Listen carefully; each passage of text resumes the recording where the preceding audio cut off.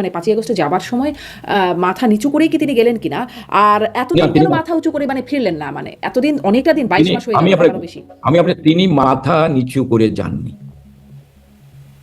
সাংবাদিক পাবেল হায়দার একটা লেখা লিখেছেন, শেখ হাসিনাকে 5ই আগস্ট হত্যা করতে পারলে 5 লক্ষ, দেখেন জুলাই আন্দোলনের পক্ষে যারা ছিল তারা সবসময় জাতিকে বিভ্রান্ত করে আসছে, কারণ জুলাই এই আন্দোলনটা তথাকথিত আন্দোলন, এই আন্দোলন হচ্ছে একটি প্রতিশোধ নেওয়ার জন্য আন্দোলন। সেই প্রতিশোধটা কি? 71-এ মহান মুক্তিযুদ্ধে যে পাকিস্তান এবং তার সাম্রাজ্যবাদী দোসর এবং তাদের এই দেশীয় এজেন্টরা যে বাঙালির কাছে আত্মসমর্পণ করেছিল, বঙ্গবন্ধুর নেতৃত্বে পাকিস্তানিরা আত্মসমর্পণ করেছিল, তাদের আন্তর্জাতিক বন্ধুরা আত্মসমর্পণ করেছিল, সেই প্রতিশোধ নেওয়ার জন্য জুলাই 24-এর 5ই আগস্ট সৃষ্টি করা হয়েছে এবং তথাকথিত জুলাই আন্দোলন হয়েছে। তার প্রমাণ আজকে জাতির সামনে পরিষ্কার হয়ে উঠেছে।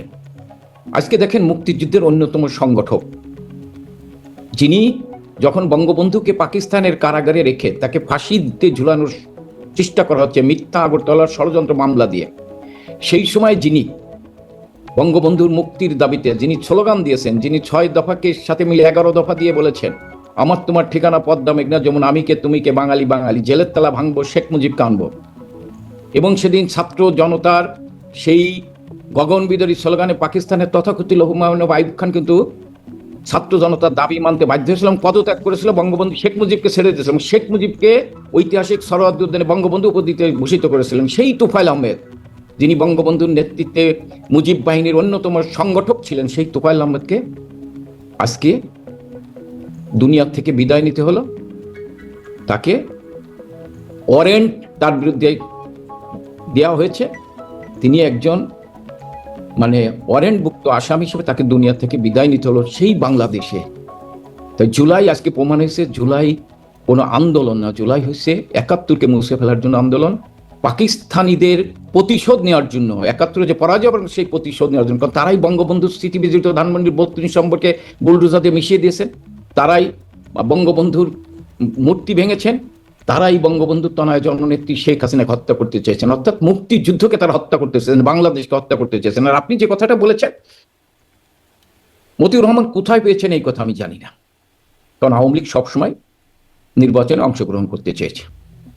আওয়ামী লীগ সভাপতি বঙ্গবন্ধুর তনয় জননেত্রী শেখ হাসিনা তিনি নির্বাচনের আগে বলেছেন আমরা নির্বাচনে যেতে চাই, নির্বাচনে যেতে হলে নির্বাচনের পরিবেশ তৈরি করতে হবে। তাহলে সেই পরিবেশ তৈরি করতে হলে আওয়ামী লীগের কার্যক্রম যে কার্যক্রম নিষিদ্ধ করা হয়েছিল সেটা প্রত্যাহার করতে হবে। নির্বাচনের আগে কি সেটা প্রত্যাহার করেছিল? কিন্তু নিষেধাজ্ঞা দেওয়ার আগেই কিন্তু জনাব এস এম কামাল আপনি বলার পর মনে হচ্ছিল যে আপনি নির্বাচন মানে নিষেধাজ্ঞা দেওয়ার আগেই এরকম ভাষ্য আমরা আওয়ামী লীগের পক্ষ থেকে দেখেছি যে নির্বাচনে যাবে না আওয়ামী লীগ। না, আমরা বলেছিলাম যে ইউনূস কোনো অন্তর্বর্তীকালীন সরকারের প্রধান না, এটা আমরা আপনার নিষেধাজ্ঞা দেওয়ার পরে কিন্তু আপনি দেখেন, খেয়াল করে দেখেন, আমরা বলছি ইউনূস কোনো অন্তর্বর্তীকালীন সরকারের কোনো নিরপেক্ষ ব্যক্তি না। আমাদের অপরাধ ছিল কি আমরা তত্ত্বাবধায়ক সরকার বাতিল করছি, আমাদের বিরুদ্ধে এই কথা বলা হতো। তো ইউনূস কিন্তু কোনো নিরপেক্ষ ব্যক্তি না, কারণ ইউনূস ক্ষমতায় আসার পরেই প্রথম সে 32-কে ভাঙিয়েছেন, মব ছাত্রলীগের কার্যক্রম নিষিদ্ধ করে। নিরপেক্ষ ব্যক্তি না, তিনি আওয়ামী লীগের বিপক্ষে একটি স্পষ্ট অবস্থান নিয়ে তিনি এসেছেন, তিনি নিরপেক্ষ না। কিন্তু আপনাদের কাছ থেকে আমরা শুনেছি যে ইউনূস সরকারের অধীনে কোনো নির্বাচনে যাবে না আওয়ামী লীগ। আমরা বলেছি ইউনূসের অধীনে নির্বাচনে যাব না, কারণ ইউনূস আমাদের কার্যক্রম নিষিদ্ধ করে রেখেছেন। আমাদের কার্যক্রম যদি তারা প্রত্যাহার করতো, নিষেধাজ্ঞা প্রত্যাহার করতো, ছাত্রলীগের নিষেধাজ্ঞা প্রত্যাহার করতো, আমাদের রাজনৈতিক কর্মকাণ্ড পরিচালনা করতে দিত। এবং আপনি জানেন আমাদের যিনি বাঙালি জাতির যিনি আস্থার ঠিকানা বঙ্গবন্ধু তনয় জননেত্রী শেখ হাসিনা, আজকে মানুষ বলছেন না, একজন রাজনৈতিক ব্যক্তি আপনি দেখেছেন জি এম কাদের বলছে যে বাংলাদেশে এখন নৌকা না আওয়ামী লীগ না শেখ হাসিনার পক্ষে মানুষ রায় দেবে। এবং একজন ইউনূস অবৈধ অসাংবিধানিক সরকার ইউনূসের একজন উপদেষ্টা যে সকল নাটের গুরু, সে একটা জরিপ করেছেন আপনি দেখেছেন, সেখানে 87% লোক তার আইডিতে এই সমর্থন জানিয়েছেন যে শেখ হাসিনার দরকার। এই কারণে তারা শেখ হাসিনার বিরুদ্ধে তড়িঘড়ি দরকার আসলে বিষয়টা এরকম ছিল না, তিনি জরিপে চালিয়েছেন শেখ হাসিনা আসবেন না, ফিরে আসবেন না বা দেশে আসবেন না, এটিকে কে বিশ্বাস করেন আর আসবেন বলে কে বিশ্বাস করেন? তো সেক্ষেত্রে আসলে বেশিরভাগ মানুষই, একটা বড় অংশের মানুষ বিশ্বাস করেছেন যে তিনি ফিরে আসবেন। আমরা যেটা দেখেছি সামাজিক 87% লোক মনে করেন শেখ হাসিনা আসবেই। তা আমি মনে করি যে মানব জমিনের মতিউর রহমান সাহেব যেটা বলছেন, ওনারা সবসময় হ্যাঁ জাতির কাছে ওনারা সাদাকে সাদা বলেন না। তাহলে তাহলে তার মানে মতিউর রহমান যে দাবিটি করছেন সেটি আসলে আপনার কাছে সঠিক মনে হচ্ছে না, তাহলে আপনি আমি বলেছি এটি সম্পূর্ণ ভিত্তিহীন। আচ্ছা, সম্পূর্ণ ভিত্তিহীন একটা ব্যাপার। তাহলে কি হলো তাহলে, মানে একটু তো মেলে এই ঘটনার সাথে যে ভারত বলে আসছিল ইনক্লুসিভ নির্বাচন চায় একদম 5 আগস্টের পর থেকে, এবং দ্রুত তারা নির্বাচন চাইছিল, শেষের দিকে সে ইনক্লুসিভ শব্দটা বাদ দিয়ে দিল, শুধু ফেয়ার নির্বাচন তারা চাইতে শুরু করলো। মানে কি হয়েছিল? যদি মতিউর রহমানের তিনি দাবি করছেন সেটি ঠিক হয় তাহলে মোটামুটি সমীকরণটা মেলে। জি, আমার যেটা মনে হয়, ধরেন এটা এই উত্তরটা তো ভারত সরকারের প্রতিনিধি দিতে পারবেন, তাদের মুখপাত্র দিতে পারবেন। আমি ব্যক্তিগতভাবে আমার যেটা মনে হচ্ছে, হয়তো ভারত সরকার ইনক্লুসিভ নির্বাচন চেয়েছিল, কিন্তু এই অবৈধ অসাংবিধানিক ফ্যাসিস্ট ইউনূস রাজি হননি, আওয়ামী লীগের নিষেধাজ্ঞা প্রত্যাহার করতে রাজি হননি, যার ফলে ভারত সরকার চেয়েছে ইউনূস বিদায় নিক। একটি রাজনৈতিক দল, যে কোনো একটি রাজনৈতিক দল নির্বাচনের মাধ্যমে তারা ক্ষমতায় আসুক, ভারত তাদের সাথে প্রতিবেশী সুলভ আচরণ করবে, বাংলাদেশের সাথে তারা সুসম্পর্ক রাখবে। হয়তো পরবর্তীতে এইটা তারা মনে করে, হয়তো তারা বলছেন নির্বাচন হওয়ার পরে আপনারা কি ঠিক এরকম মনে করেছিলেন যে ইউনূস বিদায় নিয়ে একটা রাজনৈতিক সরকার আসুক? কারণ আমরা ধরেন শেখ হাসিনার বক্তব্য আমরা যেটা শুনেছি, তিনি বলছেন যে তারা অনেকেই মানে বিএনপি নেতারা আওয়ামী লীগের কাছে ধর্ণা দিয়েছে, হাতে পায়ে ধরেছে এবং তাদের পক্ষে সমর্থনও দিয়েছে জামাতকে ঠেকাতে। ফলে মানে এই যে মানে ইউনূসকে বিদায় করে বিএনপিকে ক্ষমতায় আনার ব্যাপারে মানে একটা সরকার আসুক, রাজনৈতিক সরকার, আপনাদেরও কি এরকম একটা ইচ্ছা ছিল নাকি? আমরা দেখেন আমাদের নেত্রী কি বলছেন, এটা তো আমরা দেখছি বিএনপির বিভিন্ন জায়গায় যারা প্রার্থী এবং বিএনপির মহাসচিব মির্জা ফখরুল সাহেব বলেছেন আওয়ামী লীগের ভোটের কাছে তারা হাত পেতেছে, এটা তারা করেছেন। এই কারণে আমাদের নেত্রী বলছেন যে তারা নির্বাচনের আগে আওয়ামী লীগের নেতাদের দাঁড়ে দাঁড়ে ঘুরছেন। আর আপনি যেটা বলছেন, হ্যাঁ আমাদের নেতাকর্মীদের বিভিন্নভাবে প্রেসার দেওয়া হয়েছে, তারা সেই ক্ষেত্রে হয়তো মানে ধরেন জামাতের চাইতে তারা হয়তো মনে করছে যে ৭১কে, তখন বিএনপি ৭১কে রক্ষা করার জন্য মরি হয়ে লেগেছে। এই কারণে হয়তো আমাদের কোনো তৃণমূলের নেতাকর্মীরা তাদের এলাকায় হয়তো তারা জামাত ঠেকানোর জন্য হয়তো বিএনপির পক্ষে ভোট দিতে পারে। আপনি বলছেন প্রেসার দেওয়া হয়েছে, কিন্তু আপনাদের নেত্রী কিন্তু বলেছেন তারা হাতে পায়ে ধরেছে, প্রেসার না হাতে পায়ে ধরেছে, একদম আমি শুনছিলাম তার বক্তব্যটা। আপনি তাদের বক্তৃতাই তো বিএনপির প্রার্থীদের বক্তৃতাই তো বলেছেন। অনেকে বলছেন যে আমরা আমাদের যদি ভোট দেন তাহলে আমরা নিষেধাজ্ঞা প্রত্যাহার করব, কিন্তু অনেকের বক্তৃতাই বলেছে।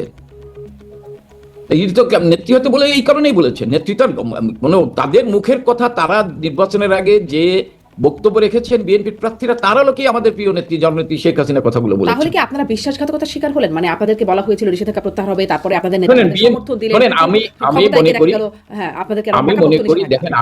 আমি মনে করি আদর্শিকভাবে বিএনপি এবং জামাতের ভিতরে কোনো পার্থক্য নেই। বিএনপির ভিতরে মুক্তিযুদ্ধের পক্ষের মানুষ আছে, কিন্তু আদর্শিকভাবে বিএনপি আর জামাতের ভিতরে কোনো পার্থক্য নেই। একটি ম্যানেজ নির্বাচন হয়েছে, একটি সন্ধ্যাকালীন নির্বাচন হয়েছে, সেই নির্বাচনের মাধ্যমে বিএনপি জামাত ক্ষমতায় এসেছেন। এবং যে পার্লামেন্টে ৭১-এর যুদ্ধ অপরাধীদের ব্যাপারে শোক প্রস্তাব নেওয়া হয়, মুক্তিযুদ্ধের মধ্যে দিয়ে গঠিত যে পার্লামেন্ট, ৩০ লক্ষ শহীদের রক্তের বিনিময়ে যে পার্লামেন্ট, সেই পার্লামেন্টে যখন যুদ্ধ অপরাধীদের বিরুদ্ধে পক্ষে শোক প্রস্তাব নেওয়া হয়, সেখানে তো প্রমাণ যে বিএনপি জামাতের ভিতরে নীতিগত কোনো পার্থক্য নেই, আদর্শিক কোনো পার্থক্য নেই। উপরে যেটা দেখাচ্ছেন এটা আইওয়াস। আচ্ছা, আদর্শিক কোনো পার্থক্য নাই, আইওয়াস বলছেন। আমি এই প্রসঙ্গটাতে আসবো, কিন্তু ওই যে প্রশ্নটা করছিলাম সেটাকে একটু বলবেন যে আপনাদেরকে বিশ্বাসঘাতকতার শিকার হলেন, হাতে পায়ে ধরে আপনাদেরকে সমর্থন আদায় করা হলো, কিন্তু আবার সংসদে গিয়ে আপনাদেরকে নিষেধাজ্ঞা স্পষ্ট মানে শক্তপোক্ত করেন মানুষ। আমি আপনারে বলি, এই তরুণ প্রজন্ম বিএনপি জামাতকে দেখেনি। 2001 থেকে 2006 বিএনপি জামাতের ক্ষমতার আমল দেখেনি। তারা দেখছেন বঙ্গবন্ধুর তনয় জননেত্রী শেখ হাসিনার একটানা 16 বছর ক্ষমতা। উন্নয়নের পাশাপাশি জননেত্রী শেখ হাসিনা যেমন বাংলাদেশে উন্নয়নের মহাসড়কে নিয়ে গেছেন, উন্নয়নশীল দেশে রূপান্তরিত করছেন, পাশাপাশি আমরা যারা এমপি মন্ত্রী কেন্দ্রীয় নেতা ছিলাম, আমরা যারা বিভিন্ন জায়গায় দায়িত্ব ছিলাম, আমাদের আচার আচরণে তৃণমূলের কর্মীরা, সাধারণ মানুষ ক্ষুব্ধ হয়েছে, কষ্ট পেয়েছে। অনেক জায়গায় আপনার গুম হয়েছে, খুনও হয়েছে, আমি অস্বীকার করি না, দুর্নীতিও হয়েছে, যার ফলে মানুষ আমাদের শাসনামল দেখেনি, আমাদের শাসনামল দেখছে। কিন্তু বিএনপি 2001 থেকে 2006 যে 21 আগস্ট গ্রেনেড হামলায় শেখ হাসিনা হত্যা করতে চেয়েছে, 23 বঙ্গবন্ধু রক্তাক্ত হয়েছে, 63টি জেলায় 560টি বোমায় ক্ষত বিক্ষত হয়েছে। বিদেশি রাষ্ট্রদূত আপনি জানেন আনোয়ার হোসেনের উপর গ্রেনেড হামলা হয়েছে, মৃত্যুর হাত থেকে বেঁচে হযরত শাহজালালের মাজার রক্তাক্ত হয়েছে, ঝালকাঠিতে 2 জন বিচারপতিকে দিবালোকে হত্যা করা হয়েছে। এমনি বাংলাদেশ একটি জঙ্গিবাদের রাষ্ট্রে পরিণত হয়েছিল, এটা মানুষ দেখে নেই। এবং চাঁপাই নবাবগঞ্জে বিদ্যুতের দাবিতে কৃষককে গুলি করে হত্যা তারা করা ওই হয়েছিল। অংশটুকু দেখে নাই, দেখেছে আপনাদের আমলে কি কি হয়েছে সেগুলো দেখেছে। আমাদের আমলটা দেখেছেন। এখন আমি মনে করি ইউনূসকে দেখেছেন, এখন ইউনূসের ধারাবাহিকতা রক্ষা করার জন্য আজকে বিএনপি জামাতকে দেখছেন। আজকে ইউনূস যে গোলামি চুক্তি করে গেছেন, বিএনপি সেটাকে রক্ষা করার জন্য জামাত সেটাকে রক্ষার সম্মতি দিয়েছেন। আজকে মানুষ বুঝছে। আজকে দেখেন, আমি আপনারা বলি, আজকে আপনারা বিশ্বাসঘাতকতার শিকার হলেন কিনা আমার প্রশ্নটা। আমরা বিশ্বাসঘাতকতা শিকার। আমরা যে বিএনপি জামাত এই আচরণ করবে এটা আমরা বুঝি, কিন্তু আমরা এইটা অপেক্ষা করছি মানুষ বিএনপি জামাতের আসল রূপটা দেখুক। আজকে দেখেন 588 জন শিশু হামে আক্রান্ত হয়ে মারা গিয়েছেন। প্রায় 60,000 শিশু আক্রান্ত। বাংলাদেশের ঘরে ঘরে সব মানে সন্তানরা বাবা মার হাজারি আত্মনাদ। আজকে প্রায় আপনার মানে 500-র উপরে নারী শিশু ধর্ষিতা হয়েছে। 7 বছরের রামিসা থেকে শুরু করে 4 বছরের শিশু ধর্ষিত হয়েছে এবং হত্যা করা হয়েছে। আজকে হচ্ছে বাংলাদেশ। আজকে দেখেন ডিজেলের দাম, আপনি পেট্রোলের দাম, অপেক্ষা করছিলেন যে এই আমলের যে দুর্নীতি হবে বা অপকর্মগুলো হবে সেগুলোকে তুলে ধরে আপনারা আসলে আপনাদের মানে ফিরে আসাটাকে জায়েজ করবেন, এরকম কি আমরা আমাদের ফিরে আসাটাকে যায় জনগণ বুঝুক যে শেখ হাসিনা আমলে কি হয়েছে আর এই আমলে কি হয়েছে। আজকে যিনি প্রধানমন্ত্রী তারেক রহমান সাহেব, তার মুখ্য সচিব, তিনি যখন আপনি একটি সবাই বলেছেন মত বিনিময় সভায়, যখন বিএনপি ক্ষমতা আসেনি, যে 8 জন উপদেষ্টা সীমাহীন দুর্নীতি করেছেন। আমাদের বিরুদ্ধে দুর্নীতির অভিযোগ আনা হয়েছিল যে আমরা দুর্নীতি করেছি, আমাদের আমলে দুর্নীতি হয়েছে। তাহলে তারেক রহমানের মুখ্য সচিব তথাকথিত অবৈধ অসাংবিধানিক অন্তর্বর্তীকালীন সরকারের 8 জন উপদেষ্টা সীমাহীন দুর্নীতি করছেন, তাদের বিচার কেন হচ্ছে না? কেন তাদের বিচার হচ্ছে না?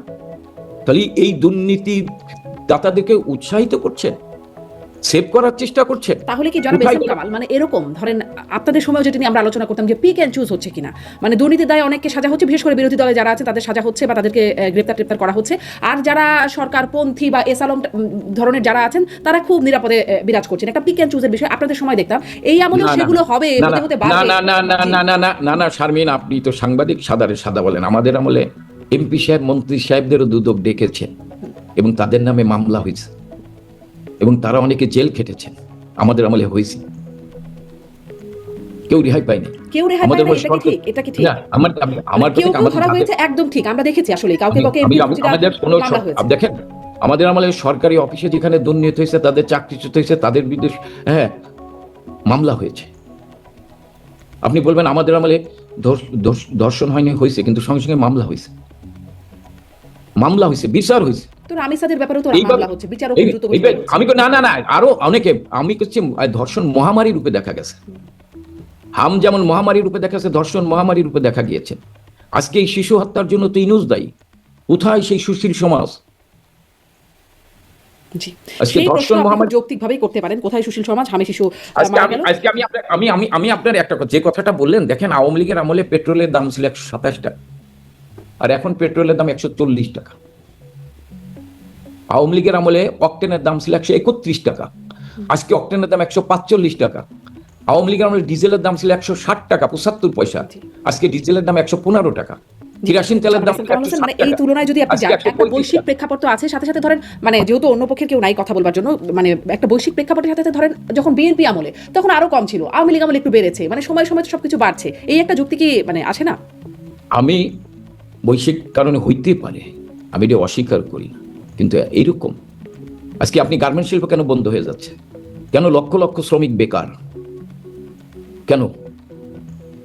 আজকে তো জননেত্রী শেখ হাসিনা বিদ্যুৎ রেখে গিয়েছেন, তা কেন বিদ্যুৎ দিতে পারছেন না? আজকে কেন নিত্য প্রয়োজনীয় জিনিসের দাম বৃদ্ধি? আজকে 3 মাসে প্রায় 400-র মতো মানুষ খুন হয়েছে বাংলাদেশে, অস্ত্রের ঝঞ্ঝানি। শারমিন, আমার কথা না, আপনি জিজ্ঞাসা করেছেন সাখাওয়াত সাহেবকে, আপনার সামনেই স্বীকার করেছেন 7.62 রাইফেল কারা, সেই অস্ত্র কোথায়? এই অস্ত্রগুলো কেন উদ্ধার করা হচ্ছে না? আপনি দেখেছেন যে এক ফ্যামিলিতে 3 জনের বস্তাবন্দি লাশ পাওয়া যাচ্ছে। এটা কোন বাংলাদেশ? আপনারা নতুন বাংলাদেশ তৈরি করবেন আমাদের বিরুদ্ধে, হ্যাঁ, জনাব এস এম কামরুল অপবাদ। খুবই নির্মম ঘটনাগুলোর উল্লেখ আপনি করছেন, কিন্তু আপনাদের সময় আমরা 7 খুনে মানে পানিতে ভেসে উঠতে দেখেছি। বস্তাবন্দি লাশ। আমি আপনার সাথে একমত, কিন্তু সঙ্গে সঙ্গে সেই অফিসারের বিচার হয়েছে, আমাদের আমলে তার ফাঁসি দেওয়া হয়েছে, ছাড় দেওয়া হয়নি, কার্যকর হয় না, কিন্তু এখনো দেখা যাচ্ছে মামলা হচ্ছে। কিন্তু আমার প্রশ্ন হচ্ছে, এই তুলনামূলক বিচারগুলো দেখেন, আমি আপনার বলি, একটা কথা বলি, আমাদের আমলে বুয়েটে হত্যা হয়েছিল, তাদের কিন্তু বিচার হয়েছে, ফাঁসি দেওয়া হয়েছে, এবং তাদের পক্ষ উকিল কি ছিল? জামাত সমর্থিতরা উকিল ছিল। আমাদের আমলে বিশ্বজিৎ হত্যা হয়েছে, তাদের বিচার হয়েছে, ফাঁসি হয়েছে, আমাদের আমলে ছাড় দেওয়া হয়নি। আর আপনারা ফাঁসির আসামিদের ছেড়ে দিচ্ছেন,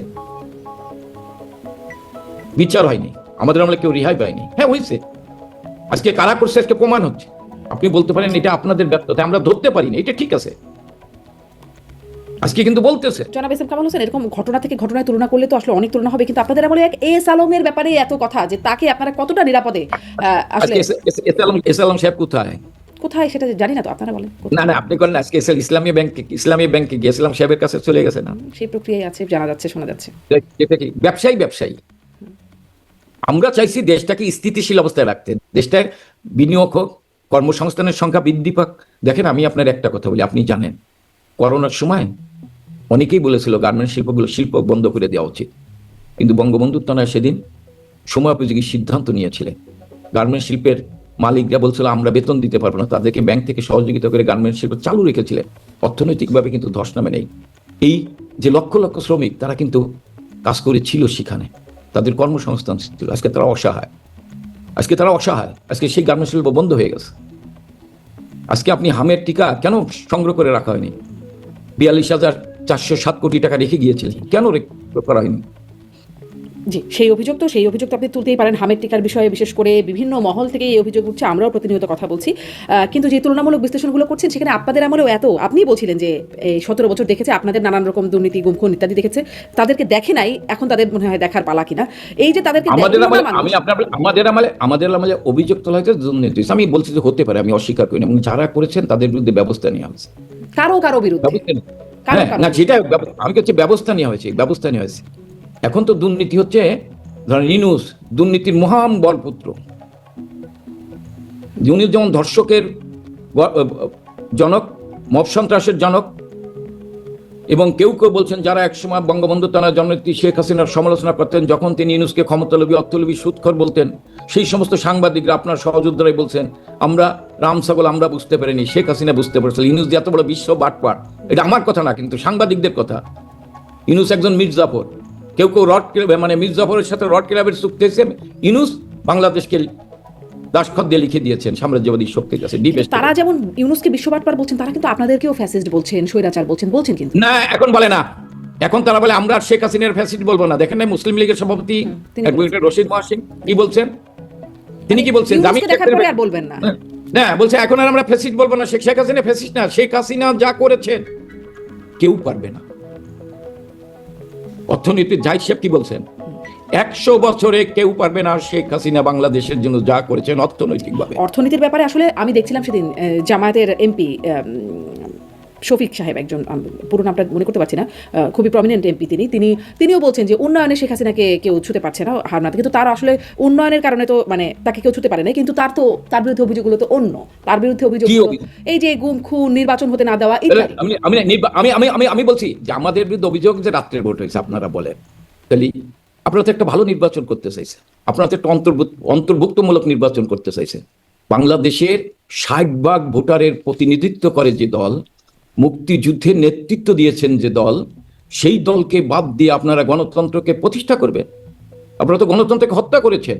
এবং আপনারা কি বলেছেন, আমার কথা না, ওই শফিক সাহেবের সাথে যাদের নিয়ে জোট করছেন তারা বলছেন ম্যানেজ নির্বাচন এবং সন্ধ্যাকালীন ভোটের প্রধানমন্ত্রী, আমার কথা না, আপনি জানেন।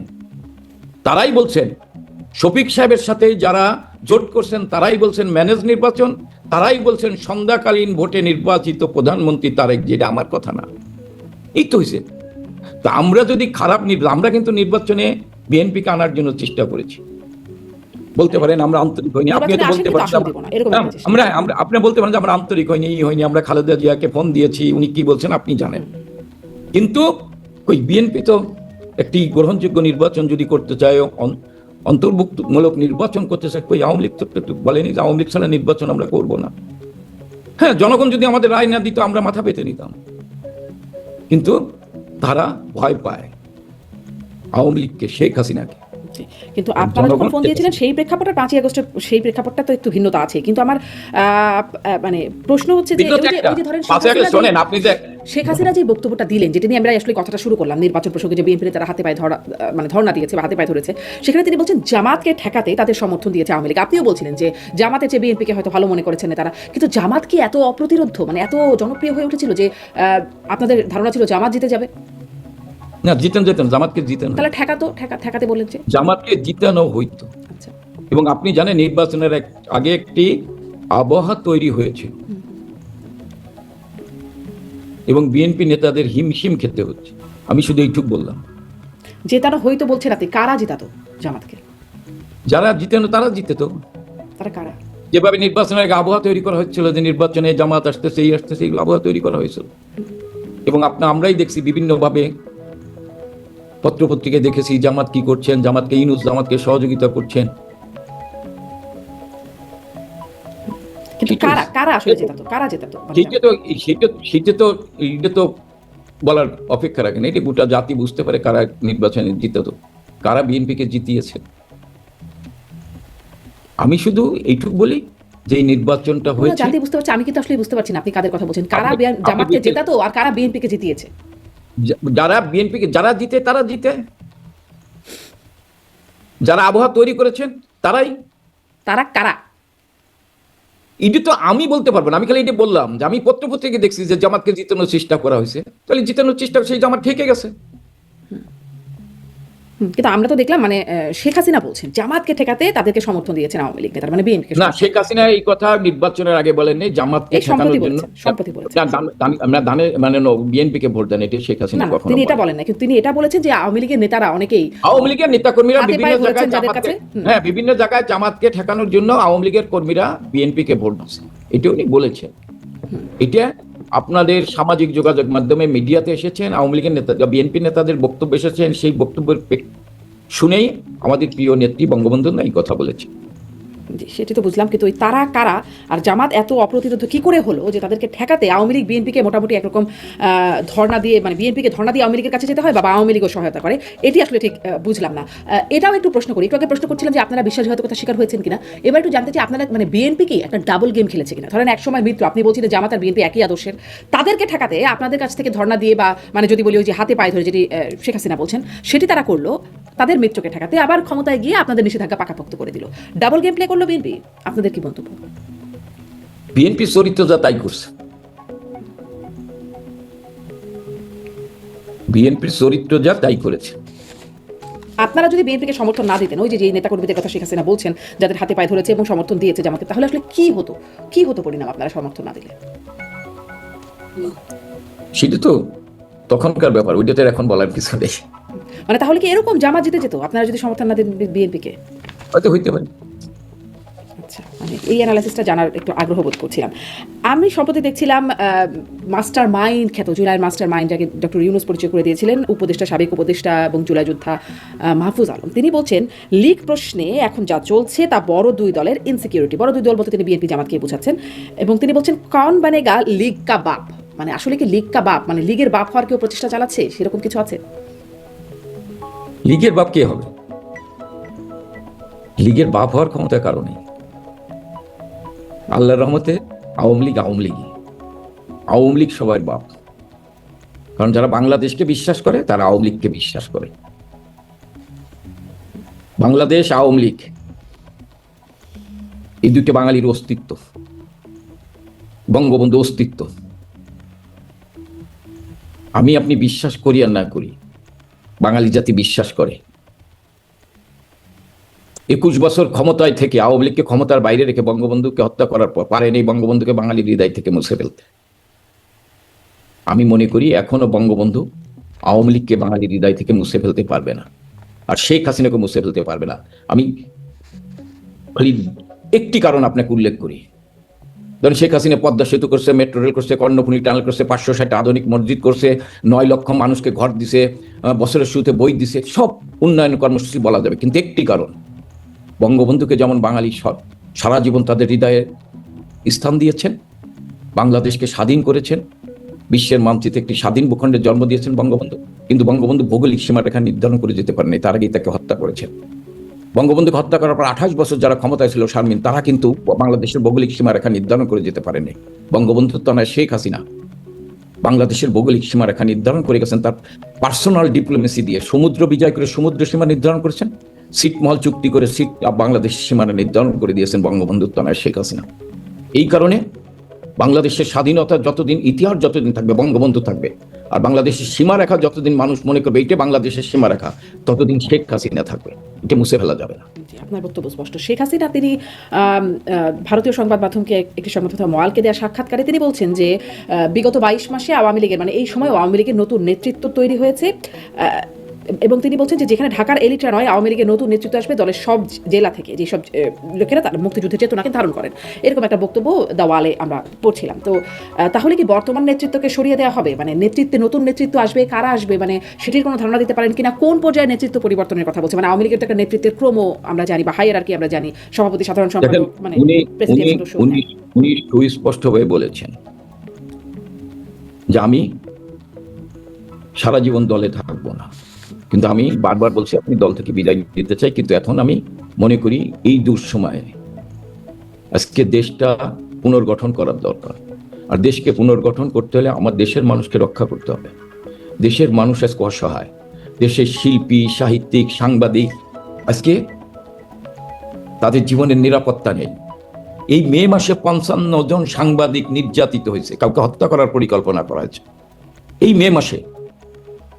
আজকে শিক্ষক লাঞ্ছিত হচ্ছে, নারী শিক্ষক পর্যন্ত লাঞ্ছিত হচ্ছে।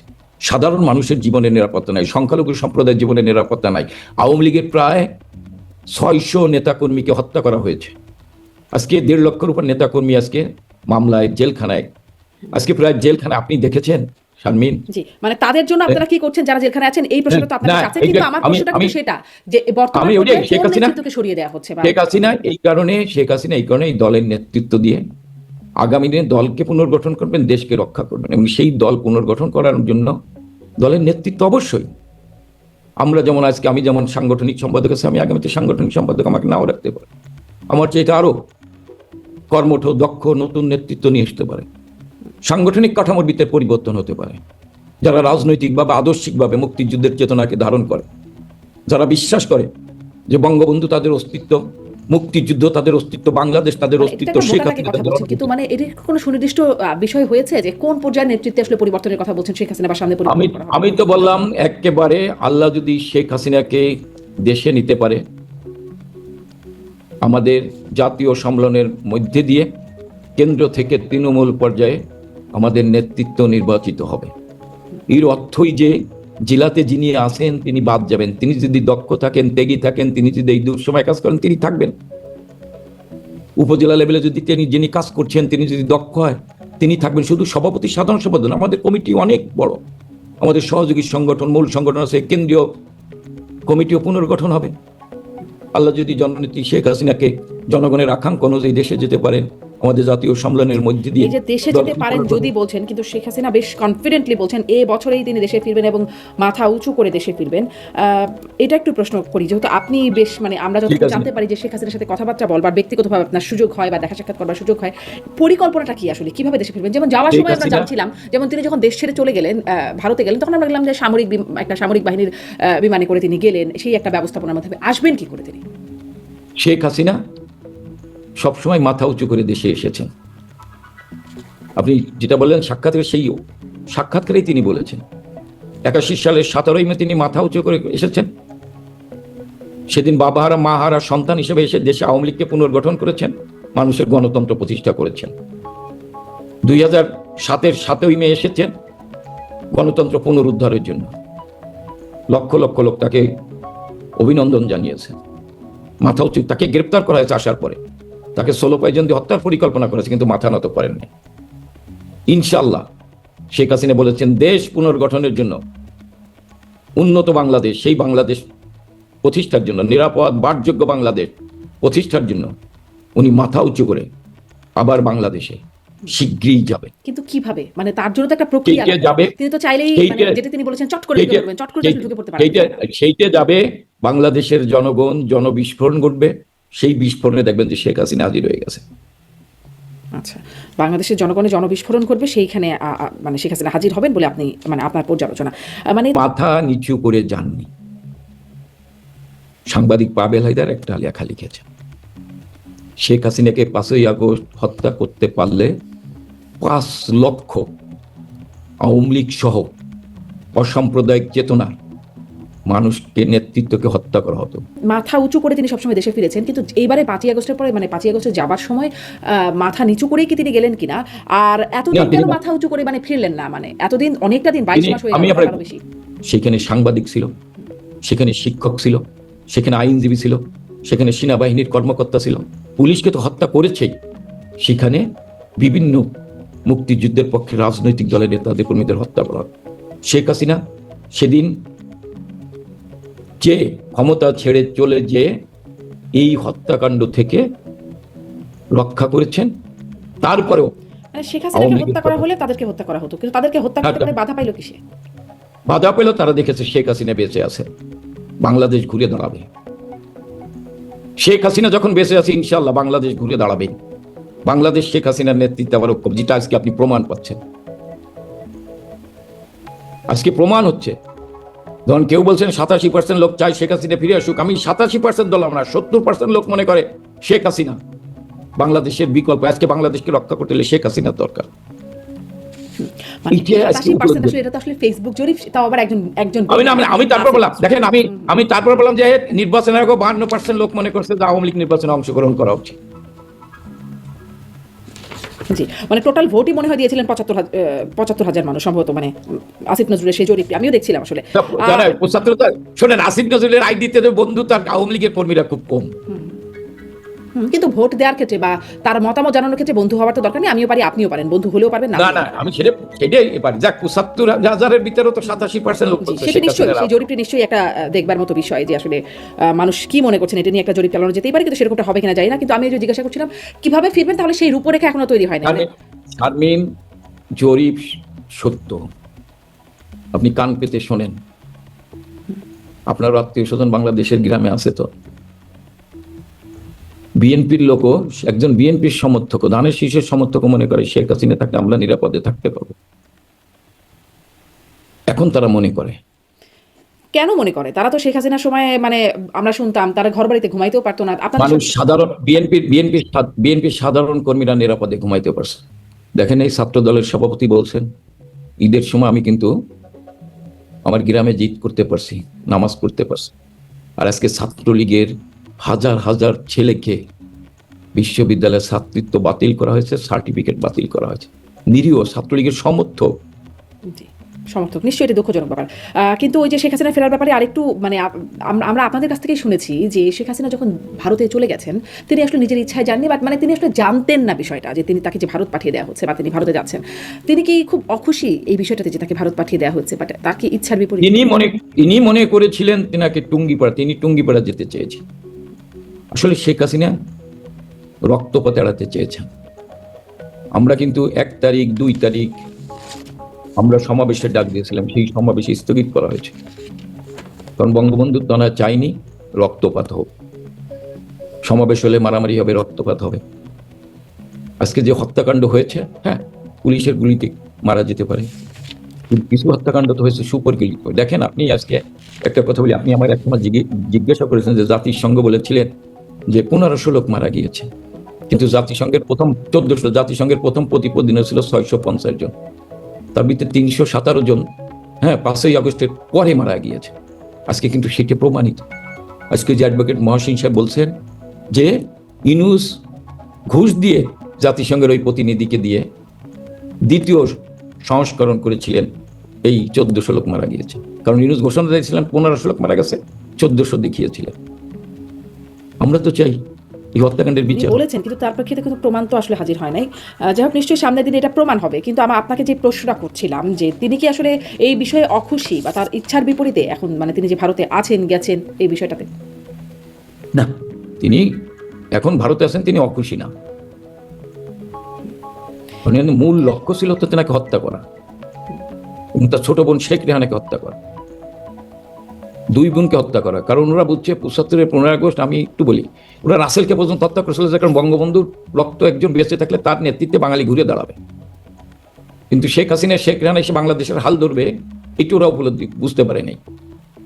এবার ওরা বুঝতে পারছে এই দুজনকে হত্যা করতে পারলে আর কেউ থাকবে না, বাংলাদেশটাকে দখল করা যাবে।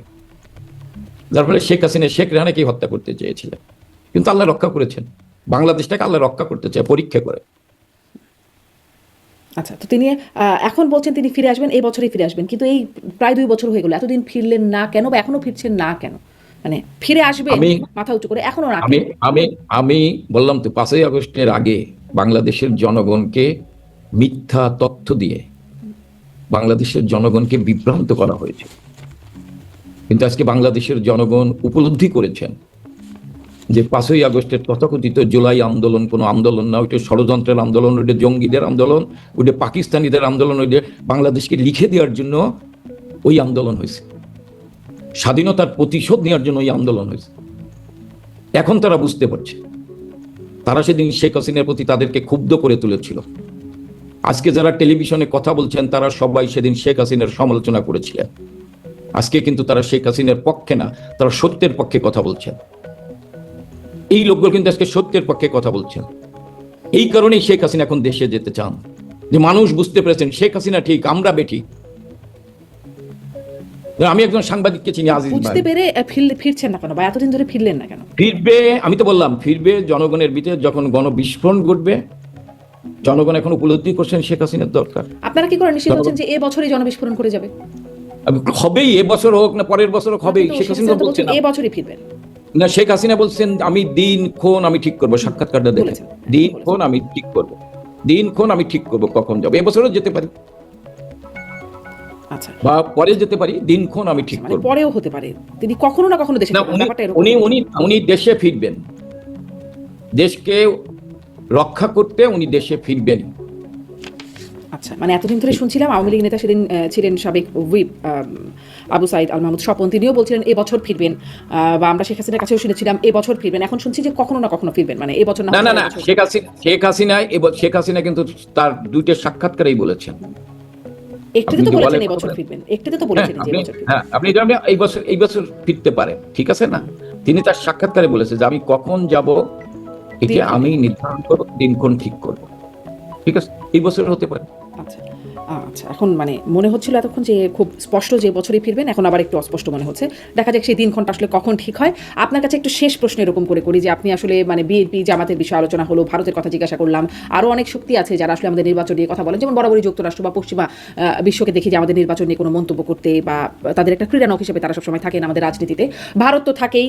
আপনার কাছে জিজ্ঞাসা, আপনার কাছে কি মনে হয় এই মুহূর্তে জামাত কি চাইছে? মানে আওয়ামী লীগ কেন্দ্রিক চাওয়াটা আমি জিজ্ঞাসা করছি যে আওয়ামী লীগ কি করুক বা কিভাবে থাকুক, আওয়ামী লীগ প্রসঙ্গে এই মুহূর্তে জামাত কি চাইছে, বিএনপি কি চাইছে, ভারত কি চাইছে, যুক্তরাষ্ট্র কি চাইছে? আপনার কি মনে হয়?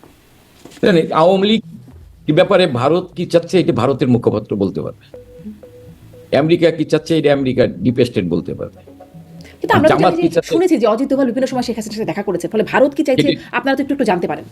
না, আমি অজিত দোভাল শেখ হাসিনার সাথে দেখা, মাননীয় বঙ্গবন্ধু তারা শেখ হাসিনার সাথে দেখা করেন কিনা আমি তো জানি না, আপনার কাছে খবর থাকতে পারে, আমি জানি না। আবার জামাত কি ভাবছে আওয়ামী লীগ নিয়ে এটা জামাত বলতে পারবে, বিএনপি কি ভাবছে না আওয়ামী লীগ নিয়ে বিএনপি বলতে পারবে। আমরা ভাবি যে আওয়ামী লীগ জনগণের দল, জনগণই হচ্ছে শক্তি, জনগণের শক্তির উপর ভর করে তাদের প্রিয় নেত্রী যেটা শেখ হাসিনা, যিনি হচ্ছেন বাংলাদেশের আওয়ামী লীগের কর্মীদের রাস্তার ঠিকানা, বাংলাদেশের মানুষের রাস্তার ঠিকানা, সেই শেখ হাসিনার নেতৃত্বেই